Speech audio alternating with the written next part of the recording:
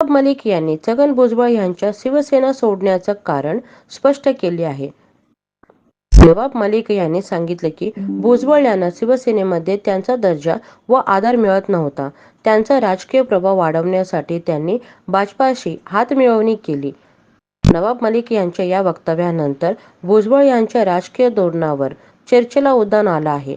भुजबळ यांच्या पक्षांतराच्या निर्णयावर प्रतिक्रिया येत आहेत आणि त्यांचे भवितव्य काय असणार हे सर्वांना पाहायला मिळेल. आणि भुजबळ साहेबांनी त्यावेळी पवारसाहेब मुख्यमंत्री होते. भुजबळ साहेबांनी भूमिका घेतली होती की आता मला शिवसेनेत राहायचं नाही आहे. मंडल आयोगाच्या अंमलबजावणीसाठी कुठेतरी लोक अडथळे निर्माण करत आहे. त्यासाठी ती भूमिका हे भुजबळ साहेबांनी घेतली होती आणि मुख्यमंत्री असताना पवारसाहेबांसोबत त्यांनी जाण्याचा निर्णय घेतला होता. याचा अर्थ आहे की जोपर्यंत कुठलाही नेता स्वतः निर्णय घेत नाही तोपर्यंत इतरांवर की त्यांनी फोडली असं सांगता येत नाही. भुजबळ साहेब त्यांच्यासोबत बरेचसे आमदार मंडल आयोगच्या अंमलबजावणी या मुद्द्यावर त्यांनी शिवसेना सोडली होती, ही खरी गोष्ट आहे.